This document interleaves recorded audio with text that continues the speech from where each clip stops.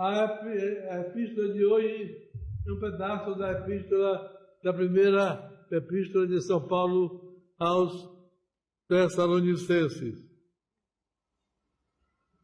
Irmãos, nós vos rogamos e exortamos no Senhor Jesus, que assim como aprendestes de nós, como convém viver para agradar a Deus, e assim andeis de modo a vos aperfeiçoardes cada vez mais.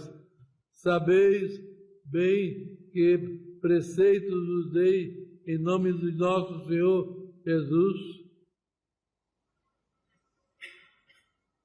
Esta é a vontade de Deus, a vossa santificação, que vos abstenhais da impureza, e cada um de vós saiba guardar seu corpo em santidade e honra, não em desejos de sensualidade como os gentios que não conhecem a Deus, e ninguém oprima nem engane em qualquer assunto a seu irmão, porque o Senhor vingará todas essas coisas,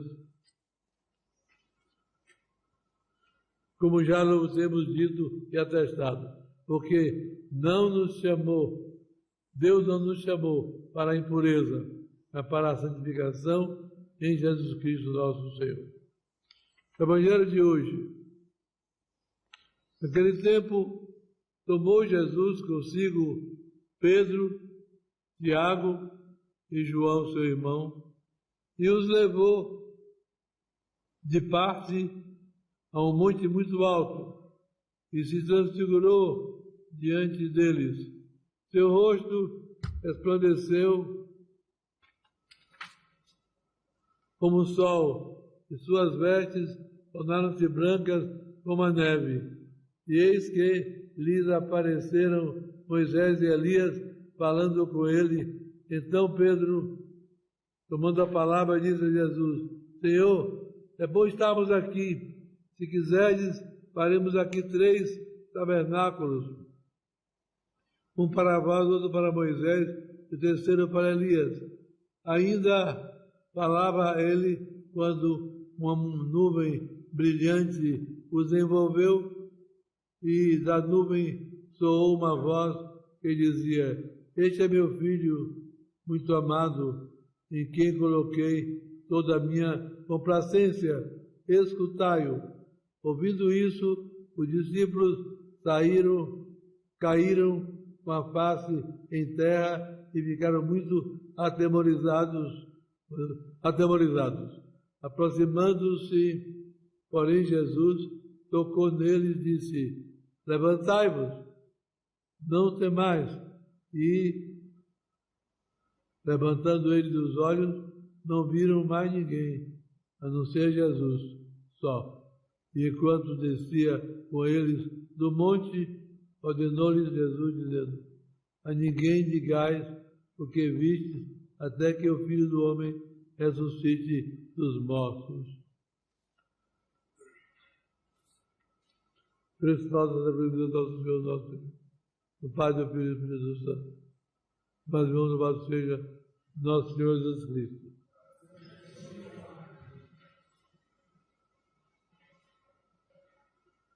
Realmente é uma semana terrível de chuva, e para completar, o bom Deus permitiu que atingisse a outro de casa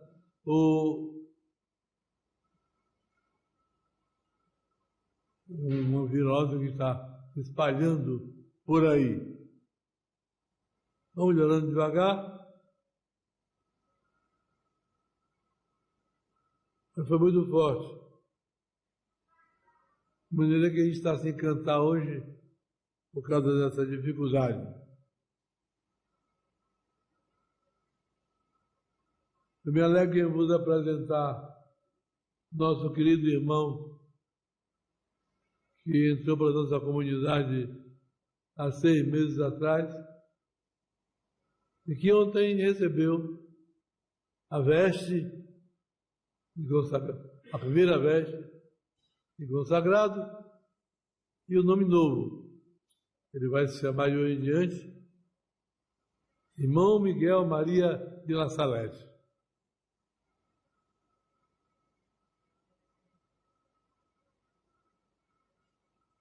Peço a Nosso Senhor que desperte no coração de outros jovens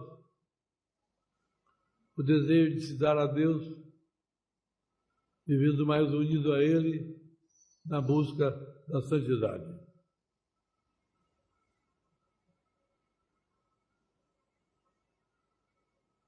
Domingo passado, o Evangelho nos conta quando o demônio, vendo o homem Jesus, sem saber direito que ele é homem e Deus, ousado, propôs promessas a Jesus que ele daria se Jesus se submetesse a ele. É claro que não. E Nosso Senhor o expulsou de sua presença. Hoje aparece não mais apenas o homem Jesus,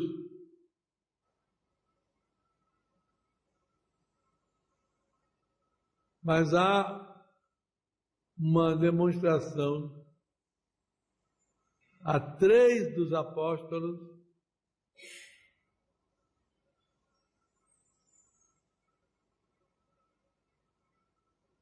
da beleza real de Jesus como homem-Deus,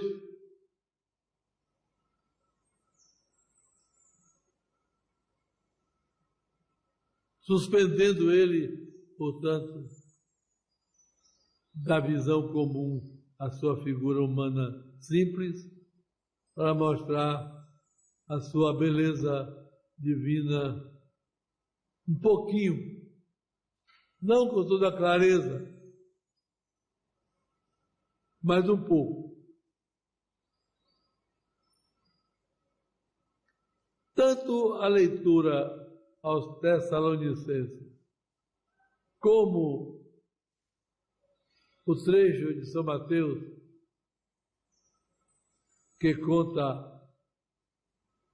o que chamamos a transfiguração de Jesus, ocorrida no norte da Palestina, no monte chamado Monte Tabor.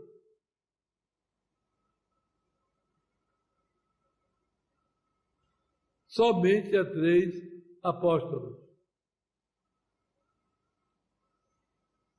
Convém observar que os 3 apóstolos a quem Jesus mostra a beleza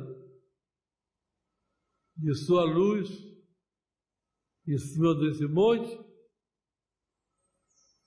são justamente os 3 que vão tomar conhecimento mais forte do sofrimento de Jesus. São os 3 que, depois da Santa Ceia, depois que Nosso Senhor criou a Eucaristia, depois da traição de Judas,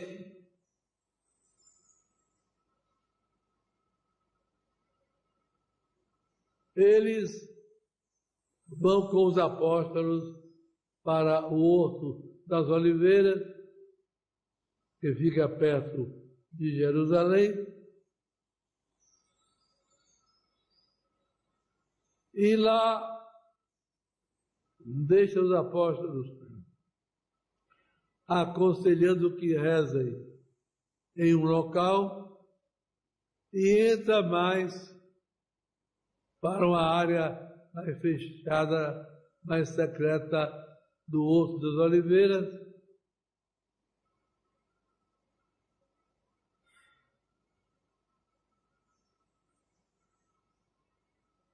levando somente esses mesmos três que ele mostrou em sua formosura no Monte Tabor.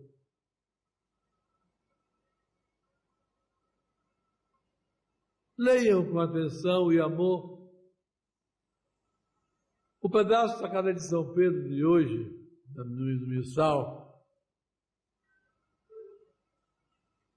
onde São Paulo recorda a necessidade de todos buscarem a santidade. Porque assim como existe uma castidade mais exigente para os que são chamados a ser só de Deus, há uma castidade especial para as famílias casadas, castidade de marido e mulher. E é a essa castidade que os católicos casados são chamados a praticar.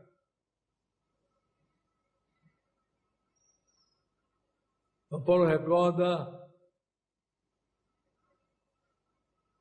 que é o que Jesus ensinou, que ele aprendeu e transmite aos fiéis. São Paulo tinha pregado a religião católica na Grécia, em Atenas, em Corinto, pregou em Tessalônica. Houve uma conversão rápida de muita gente em Tessalônica, principalmente não católicos, não judeus, pagãos, que se converteram.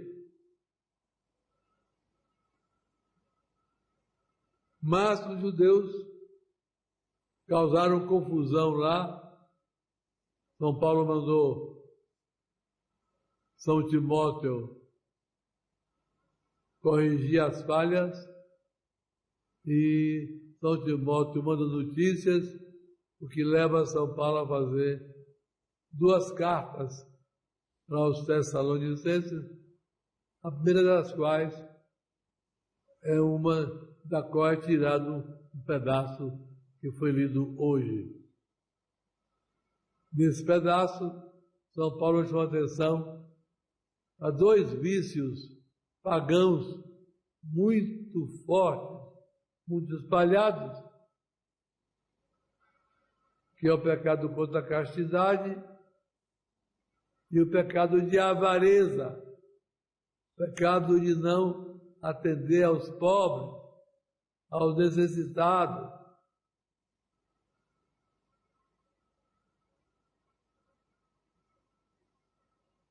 Depois de recomendar a vida virtuosa aos católicos casados,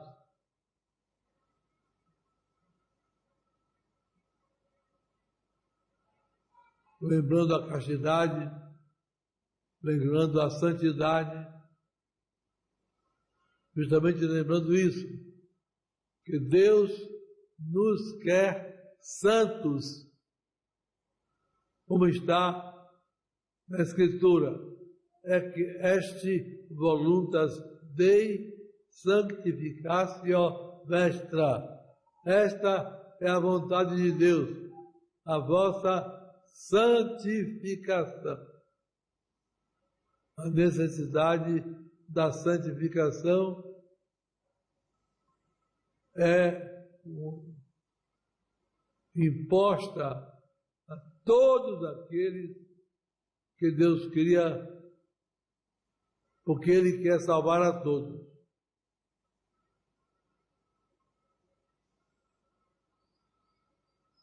A santificação, o que é?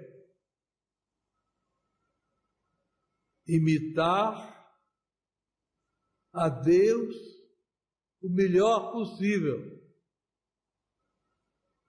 ficando cada vez mais semelhante e próximos de Deus. De modo que, ao chegar o grande momento da passagem desta vida para a eterna, quando se dará o julgamento particular de cada um de nós,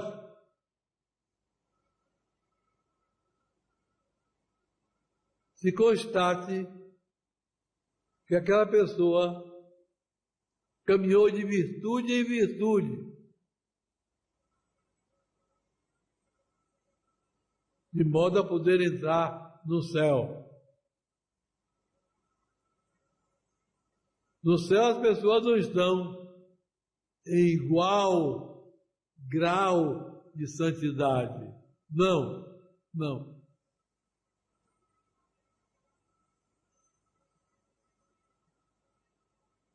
Há uma variedade muito grande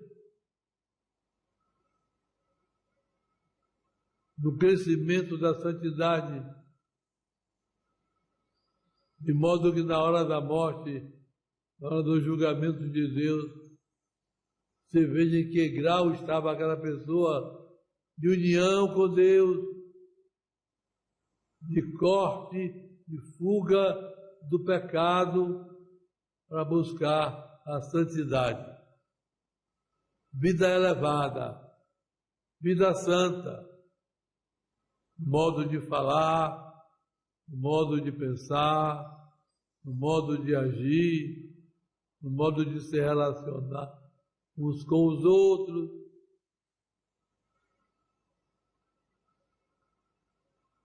Durante a nossa vida aqui na Terra, nós temos a oportunidade de fazer esse exercício de relação uns com os outros,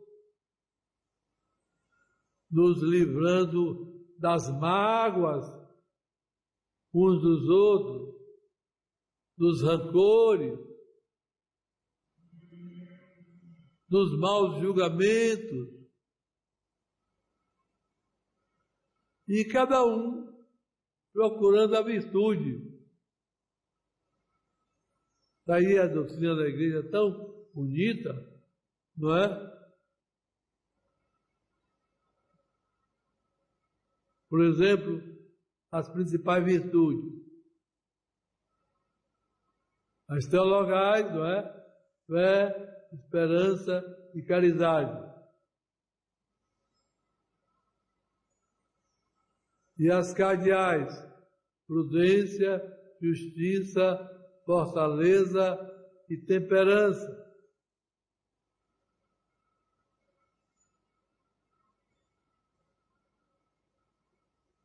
Combatendo os vícios que nós podemos encontrar em nós.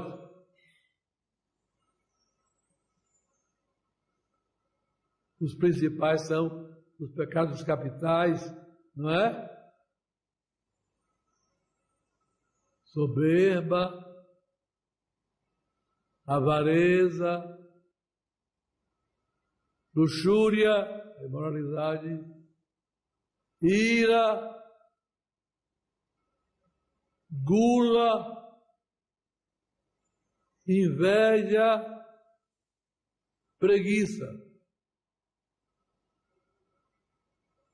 Cada um deve honestamente procurar se conhecer a si mesmo, ver que defeitos são mais fortes em si mesmo. Por exemplo, o preguiçoso.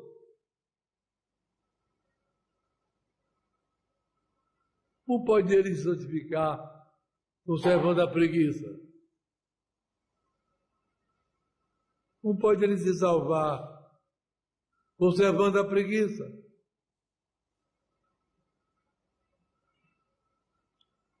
Não quer trabalhar. Quer ganhar o sustento, mas não quer trabalhar. E esse querer trabalhar deve ser muito amplo, gente. Vamos supor, alguém estudou, se formou para uma carreira qualquer. Mas depois de formado, não consegue ocupar uma função ligada àquela formatura. O que deve fazer? Cruzar os braços? Ou procurar outro trabalho, mesmo que seja menor, mesmo que não seja tão elevado como que a pessoa estudou.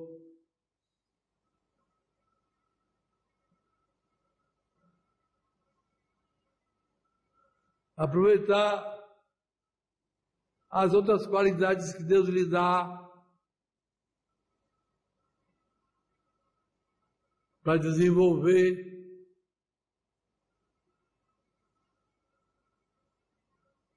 Imagine uma pessoa que está desempregada,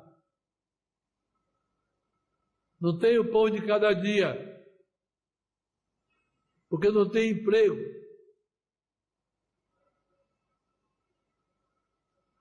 Mas quer passar a vida todinha, procurando o emprego daquele curso que fez. E nunca acha. Por que não se humilha, não procura um emprego menor? Não, eu estudei para tal coisa assim, só quero ser isso. Então, não se queixe de passar de necessidade. E o que é pior, além de passar de necessidade, começar a pesar o outro. Começar a dar trabalho a outra pessoa.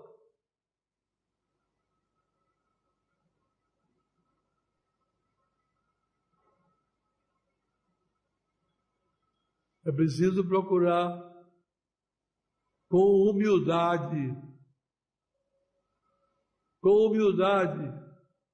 o que Deus quer que ela faça, mesmo que não seja tão alto como aquilo que ela desejou. E mesmo que ela seja, sabe, capaz de fazer.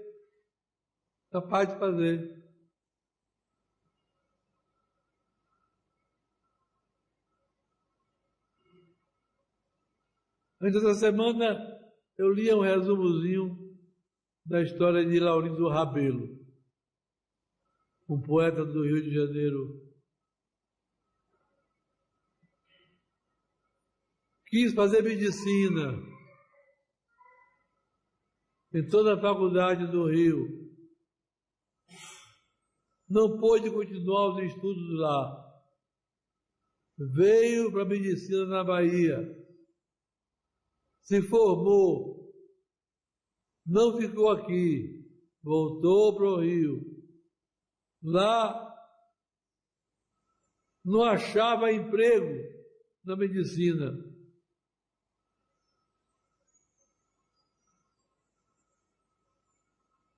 E passou a vida toda em dificuldades. Porém, por exemplo, sabia outras coisas com muita habilidade. Desenvolver-se, fosse por esse caminho.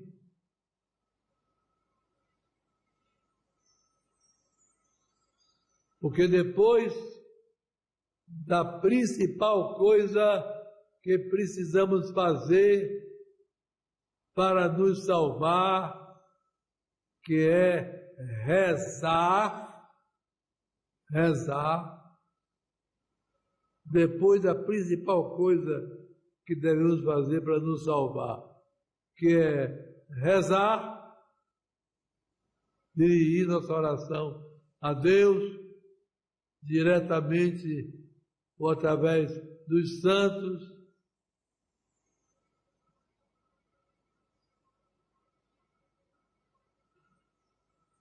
O trabalho vem logo depois.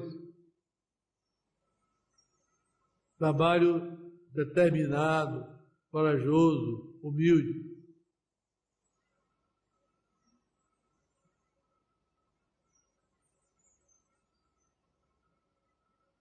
Com o trabalho, ganhamos o suficientemente, não aquele tanto que queríamos pelo nosso estudo, mas um tanto que dá para o pão de cada dia.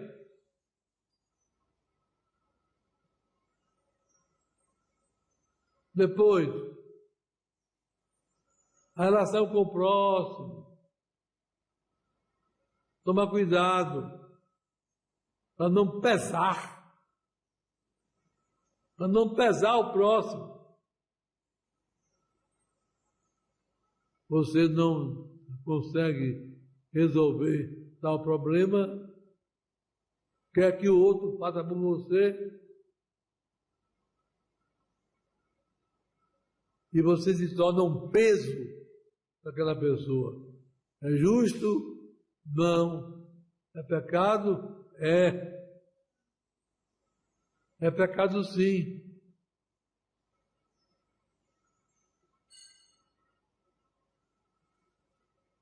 Nascemos para ser santos. Todos nascemos para ser santos. Todos nós. Velhos e novos, homens e mulheres, todos. E o caminho da santidade deve ser procurado com energia, com determinação, sabendo que ninguém busca a Deus inutilmente. Ninguém.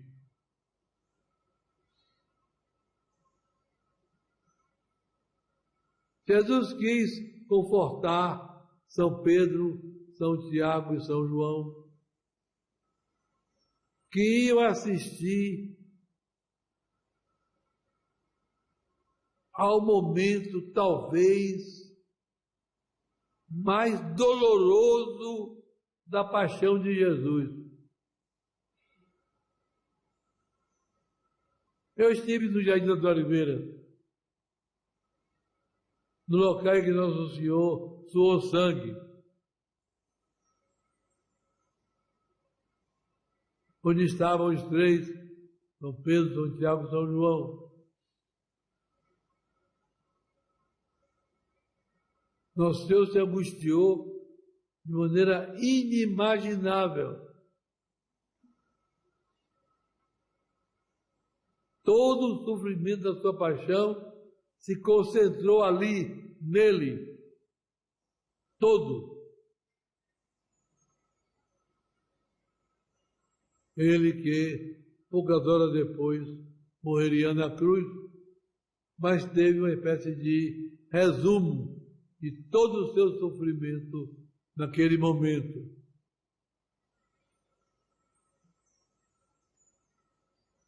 Para confortar os apóstolos quando vissem isso,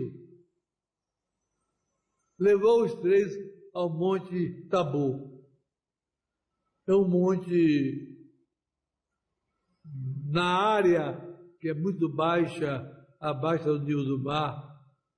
Na área onde fica o monte, ele chega a uns 700 metros acima do mar. No nível verdadeiro do mar é menos. Mas o mar não está ali. Está mais distante.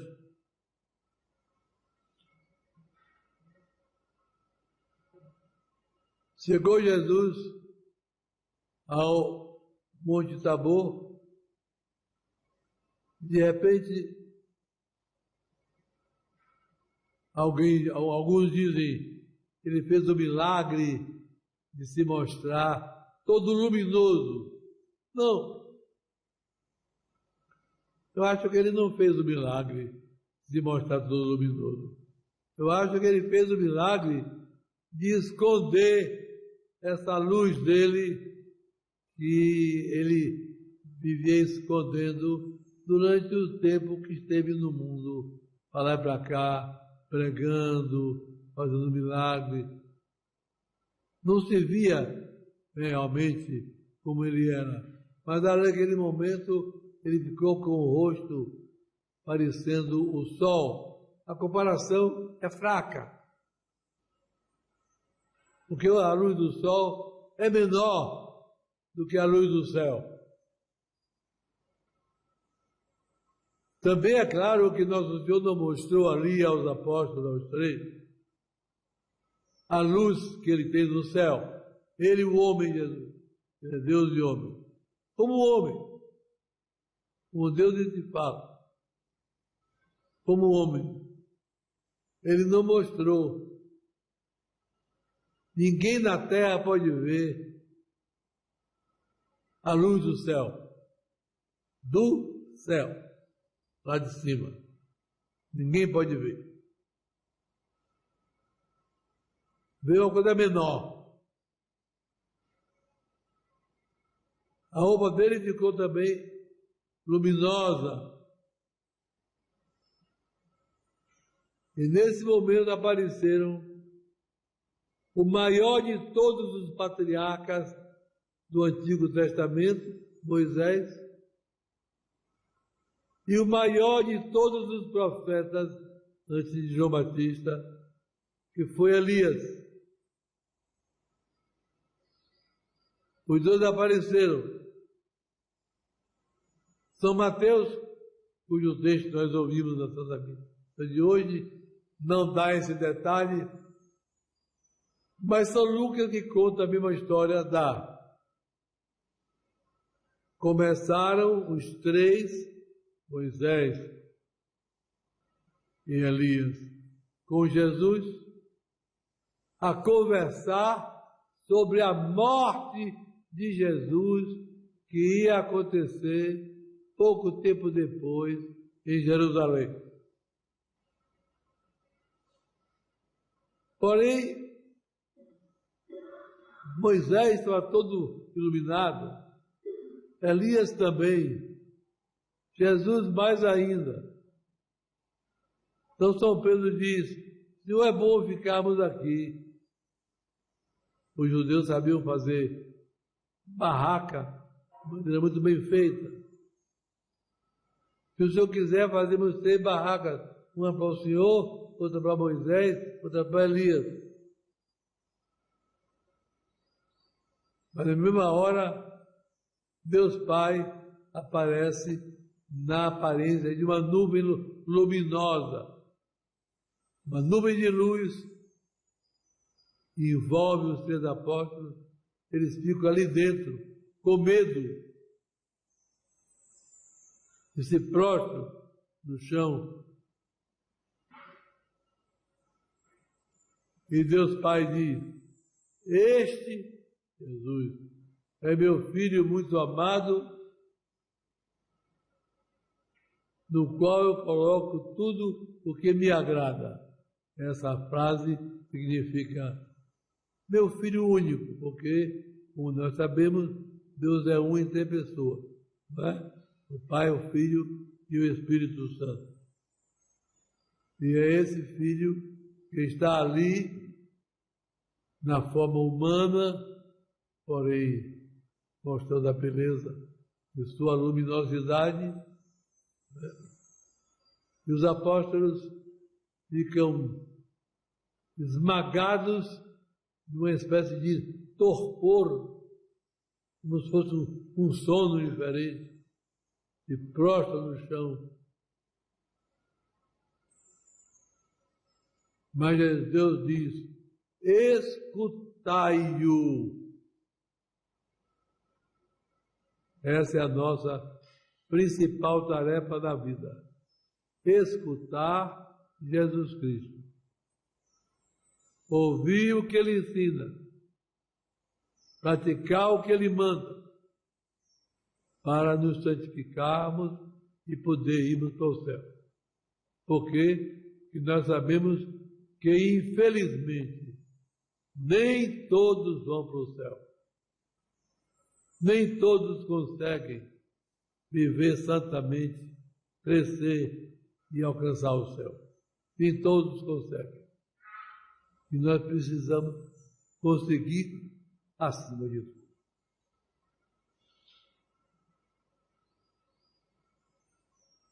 Para isso, volto ao começo. Rezar. Rezar. A Santa Missa, em primeiro lugar, e o Santo Rosário sejam nossos principais instrumentos de salvação.